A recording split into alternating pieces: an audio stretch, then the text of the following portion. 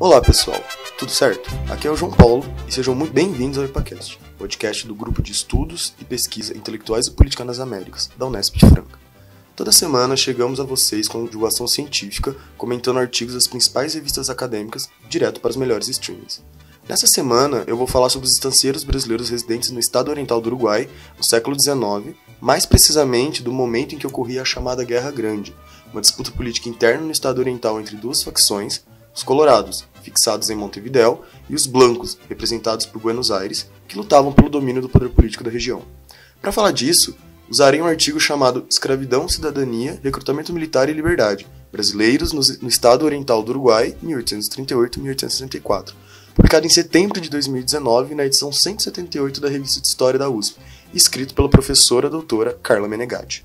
No artigo, ela observa as relações entre o Império do Brasil e o Estado Oriental após a abolição da escravidão por parte dos colorados em 42 e dos blancos em 46, e suas implicações sobre os estancieiros brasileiros que ainda possuíam mão de obra escrava e lá produziam sua riqueza.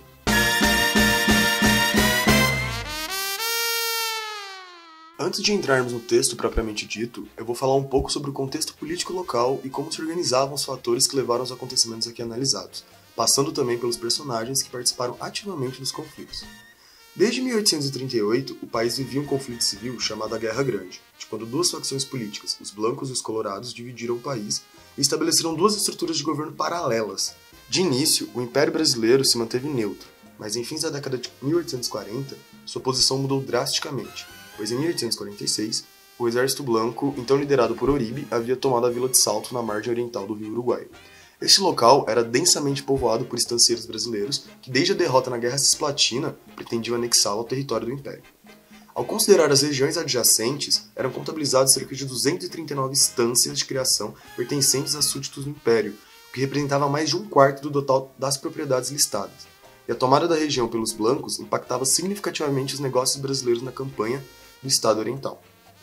Desde a tomada da região, 4 documentos relatam as violências que proprietários brasileiros vinham sofrendo.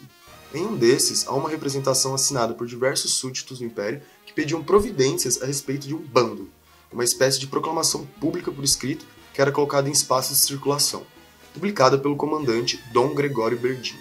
O documento revogaria a imunidade de estrangeiro dos brasileiros e os incitaria a pegarem armas para defender suas terras e entrar no exército de Uribe. E, caso se negassem, seriam obrigados a se retirar da Vila de Salto em 24 horas e procurar passaporte para retornar ao Brasil em Montevidéu, local onde a liderança política era exercida pelos colorados. Esse processo de ocupação de terras por súditos do Império não foi feito de uma hora para outra. A partir de 1831, Rivera inicia uma campanha de pacificação na região norte do Rio Negro, o que inclui uma concessão de terras para incentivar a presença de estancieiros brasileiros no território. Esse processo, além de fortalecer o poder pessoal do líder colorado, permitia proteger as fronteiras ao mesmo tempo em que desarticulava a ocupação indígena do território. Dessa forma, até a ocupação branca em Salto, percebemos que o domínio colorado vem da simpatia dos indivíduos mais importantes e não necessariamente por poder militar. Provavelmente, ao fazer a publicação, Dom Gregório Berdim tinha como intenção forçar os estancieiros brasileiros a assumir uma cidadania oriental, defendendo a terra onde geravam suas riquezas.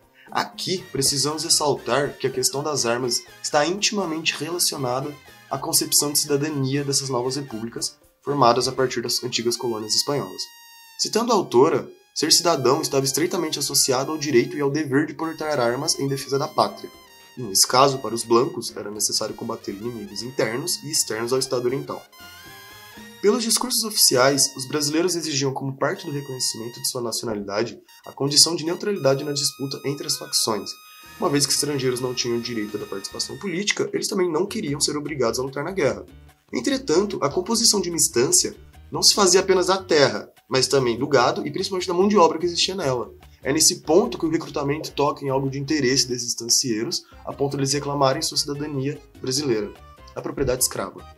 Nesse momento, o governo alegava que para oferecer segurança aos nacionais e estrangeiros e defender seus interesses, antes eles deveriam proteger e defender os interesses da própria nação. E para isso, a República necessitava de recursos. Foram muitas as formas de resistência por parte dos brasileiros ao recrutamento em Montevidéu, principalmente após a primeira leva forçosa de recrutamento de negros e pardos livres, excetuando aqueles que fossem estrangeiros. Essa decisão fez com que crescesse uma hostilidade em relação à nacionalidade brasileira, ocorrendo diversas reclamações sobre recrutamentos ilegais e a própria contestação da autenticidade das cartas de nacionalidade brasileira. Além disso, houve aqueles que viram uma oportunidade de fugir da escravidão pelo recrutamento. A acolhida desses fugitivos por parte do exército era o que mais preocupava as autoridades brasileiras, visto que em 46, Oribe, assim como os colorados em 42, também decreta a abolição da escravidão. O contexto internacional do fim dos anos 1840 ameaçava diretamente a manutenção da instituição escravagista, muito necessária ao Brasil naquela época. Dadas as pressões pelo fim do tráfico por parte da Inglaterra a partir de 1848, o Império começou a negociar com as autoridades orientais um acordo para a extradição dos escravos fugidos, com listas de nomes e proprietários. O histórico das fugas na fronteira era a preocupação das autoridades que se agravava com a independência das Províncias Unidas do Rio da Prata e sua decisão de oferecer liberdade a todo escravo que atravessasse a fronteira. Aqui, a autora do texto nos aponta que a rota de fuga tomada pelos escravos que fugiam rumo à República Oriental era no mesmo sentido do, entre aspas, corredor da ocupação de terras por parte de pecuaristas brasileiros em terras orientais.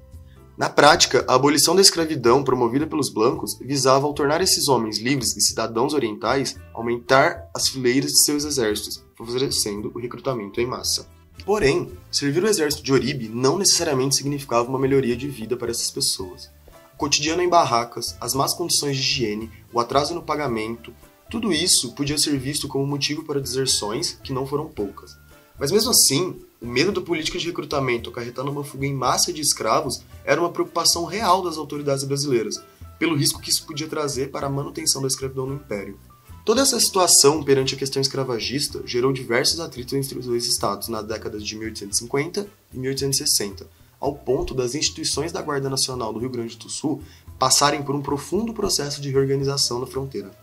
Ao observarmos o panorama aqui comentado, podemos concluir que toda a situação em torno da escravidão do período levou o Império Brasileiro a intentar, pelas vias diplomáticas, a recuperação destes. Mas quando se tratava do direito internacional, o Brasil e suas autoridades respeitavam a soberania do Estado Oriental. Dessa forma, reconheciam as exigências destes perante os escravos dos estancieiros do Império que lá estavam.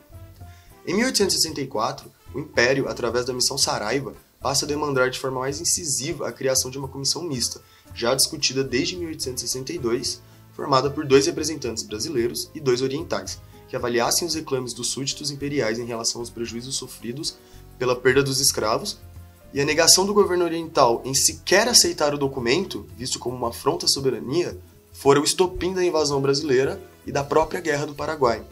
Dada a relação entre a produção pecuária realizada por brasileiros em território do Estado Oriental do Uruguai e a mão de obra escrava, conseguimos observar sobre este grupo suas inflexões e ações sobre a política imperial, sendo parte de um amplo processo de defesa da propriedade escrava em torno do território imperial, e não apenas no âmbito localista, fazendo uso principalmente da reivindicação da nacionalidade brasileira como um fim de fragilizar as condições de liberdade destes homens escravizados.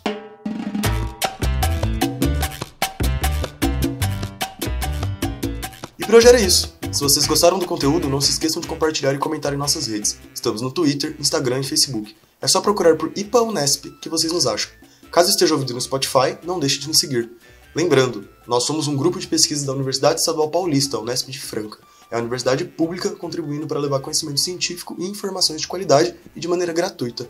Um grande abraço, até semana que vem. É nóis!